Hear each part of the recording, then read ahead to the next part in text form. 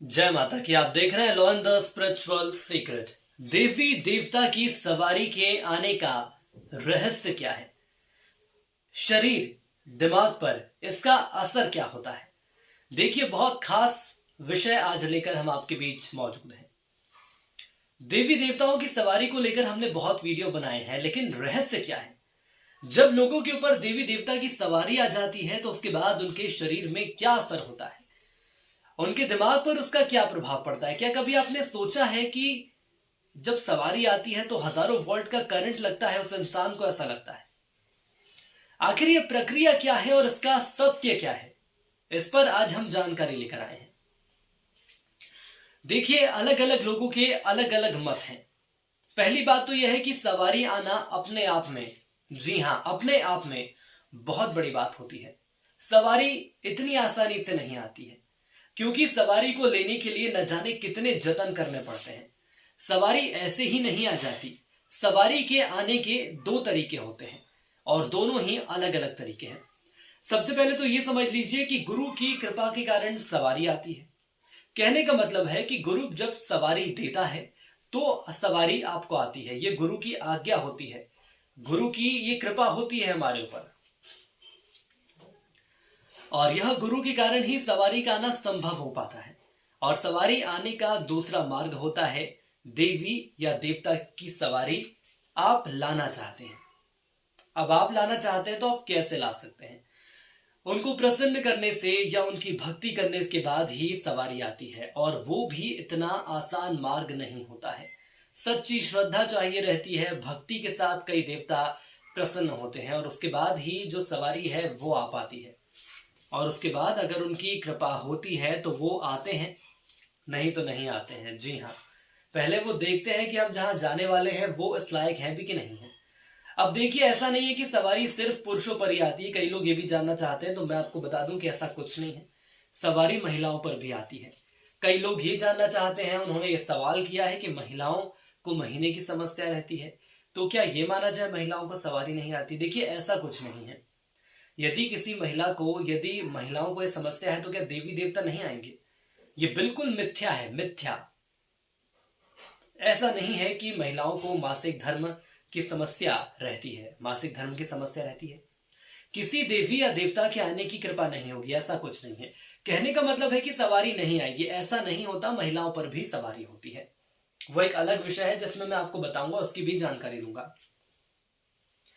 आज का दौर कलयुग का दौर है। देखिए, यकीन मानिए कि आप उस परमपिता परमेश्वर की कृपा के कारण आज भी धरती माँ पर देवी देवताओं की उपस्थिति है, और उनका जो आवरण है जिसके चलते हम सभी बहुत अच्छे से अपना जीवन यापन कर रहे हैं।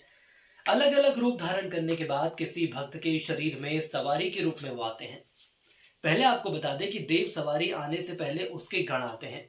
उसके गण आकर देखते हैं कि आखिर जहां हम जा रहे हैं वहां पर क्या व्यवस्था है।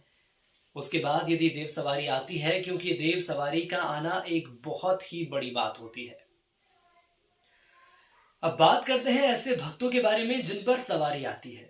देखिए, देव सवारी तो हमने समझ लिया कि कैसे आती है, कौन से लोगों पर आती है, और उस सवारी के रहने और जाने के बाद शरीर के साथ ही साथ मन पर क्या प्रभाव पड़ता है।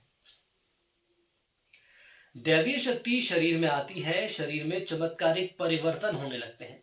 जब दैवीय शक्ति आपके अंदर आएगी तो आपको खुद महसूस होगा कि चमत्कारिक परिवर्तन हो रहे हैं, जिससे शरीर में यह सवारी आती है। उस भक्त के चक्रों के जागृत होने का सिलसिला शुरू हो जाता है। जैसे जैसे यह सिलसिला शुरू होता जाता है, जैसे जैसे यह सिलसिला आगे बढ़ता जाता है, जो आपके चक्र रहते हैं वो धीरे धीरे और जागृत होते हैं, फिल्टर होने लगते हैं, धीरे धीरे दिव्य दृष्टि खुलने लगती है। ये सारे परिवर्तन इंसानी शरीर में सवारी के आने के बाद ही होने लगते हैं। इसके बाद उस भक्त की सकारात्मक शक्ति भी तीव्र हो जाती है, और आपके आसपास जो भूत प्रेत या ऐसी काली शक्तियां हैं, बाधाएं हैं, नकारात्मक ऊर्जा है, वो सारी की सारी आपसे दूर हो जाती हैं। और वो भी 2 से 4 किलोमीटर तक कोई भी नकारात्मक शक्ति आपके पास नहीं रहती। तो अब ये देखिए कि उस भक्त का तेज कितना ज्यादा बढ़ जाता है। यदि सवारी नहीं भी आ रही है तो भी उस भक्त का तेज इतना ज्यादा रहता है जिस पर सवारी आती है, उसको कहीं ना कहीं लगता रहता है कि उसके आसपास बहुत पॉजिटिव माहौल है, सकारात्मक ऊर्जा है। वो भक्त उस इंसान को देखकर उसकी समस्या का समाधान कर देता है, सवालों का जवाब दे देता है। मानकर चलिए कि किसी व्यक्ति को सवारी आई है और वो एक साधारण समय में खड़ा, उसको सवारी उस वक्त नहीं आ रही है, तो भी वो आपके मन की बात जान सकता है, इतनी शक्ति उसमें आ जाती है। ये मानकर चलिए कि सवारी की शक्ति का कुछ अंश हमेशा हमेशा के लिए उस भक्त में आ जाता है, लेकिन सवारी के दौरान जो शक्ति इंसान के शरीर में रहती है वो चली जाती है। जैसा कि पहले मैंने वीडियो में बताया था कि सवारी की सकारात्मक शक्तियां उस भक्त के शरीर में रम जाती हैं। उसके बाद उस सवारी की अनुपस्थिति में भी वो शक्तियां निरंतर रहती ही रहती हैं। हालांकि ऐसा नहीं है कि ठीक होते ही वैसी सवारी जो कि स्थिति देखने को मिलती है, लेकिन बहुत ही सूक्ष्म स्थिति में वो शक्तियां रहती हैं और ये तय बात है कि वो शक्तियां जागृत अवस्था में रहती हैं, जिसके चलते कोई अपनी समस्या के समाधान चाहे तो उसे जरूर मिल सकता है। मान लीजिए वो व्यक्ति आपको कहीं मिल जाता है जिसको सवारी आती है और उस वक्त वो सवारी उसको नहीं आ रहा है, तो भी उसमें इतनी शक्ति है, भूत भविष्य वर्तमान सब जान सकता है और लंबे वक्त तक सवारी न ले सकते, क्योंकि शक्तियां तो असीम है। सवारी लंबे वक्त तक नहीं भी आएंगी तो भी शक्तियां तो हैं, वो असीम शक्तियां हैं, लेकिन शरीर उसका साथ नहीं दे पाता। इसलिए अधिकतर आपने देखा होगा कि जो बुजुर्ग हो जाते हैं उसमें सवारी का आना धीरे धीरे बंद हो जाता है।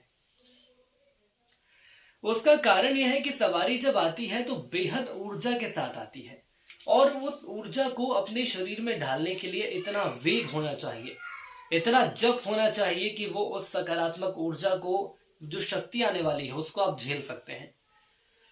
किसी बुजुर्ग का शरीर उसे झेल नहीं पाता, इसलिए वो सवारी धीरे धीरे आना छोड़ देती है। जब सवारी धीरे धीरे आना छोड़ देती है तो आपके घर पर उसका असर आपको देखने को मिलेगा। आपके साथ बुरा होने लगेगा, कहीं ना कहीं घर पे कलेश होने लगेंगे, लड़ाइयां होने लगेंगी। अब यहाँ पर यह बड़ा सवाल उठता है कि आखिर हमने क्या किया है जो ऐसा होगा। देखिए, जिस बुजुर्ग को आपके यहाँ सवारी आती है तो वो सवारी ये चाहती है कि अब उसे कोई नया शरीर मिले, जिसके बाद वो शक्ति नए शरीर में जाए और एक बार फिर से अपनी वैसी ही आभा मंडल में अपनी ऊर्जा फैलाए। लेकिन उस शक्ति को, उस सवारी को नया शरीर नहीं मिल पाता, जिसके कारण वो रुष्ट हो जाती है। कहीं ना कहीं उसके बाद जो परेशानियां आने का सिलसिला जो है वो शुरू हो जाता है। आपने देखा भी होगा, कई ऐसे लोग हैं जो ये कहते हैं कि भैया फला व्यक्ति के घर पे पहले सवारी आती थी और अब देखो उनकी क्या स्थिति हो गई है। दरअसल गलत संगत में लोग पड़ जाते हैं, जैसे कि आजकल के नौजवान की बात कर लें, गलत संगत में पड़ जाते हैं तो उनके जो पूर्वज हैं, जो उनके पिताजी हैं, उनके दादाजी हैं, परदादा हैं, तो वो सारे जिनमें सवारी आती है और फिर वो सवारी देखती है कि आखिर मैं जिस घर में जा रही हूँ वहां पर इतना बेकार माहौल है, धूम्रपान होता है, मदिरापान होता है, नशे में रहते हैं, तरह तरह की समस्याएं देखने को मिलती हैं। तो उसके बाद वो जो सवारी होती है वो आना छोड़ देती है। इसी के चलते सवारी का आना रुक जाता है। तो उस सवारी को क्या चाहिए? उस सवारी को पूजा चाहिए। आप पूजा करिए, अर्चना करिए और उसके बाद उस सवारी को विधिवत तरीके से शांत कराइए और इसके बाद ये माना जाएगा कि आपके घर की जो परेशानियां हैं वो दूर हो जाएंगी। साथ ही साथ वो जो सवारी, वो जो शक्ति जो आने का इंतजार कर रही है, वो फिर अपने लिए किसी दूसरे घर को चुन लेगी।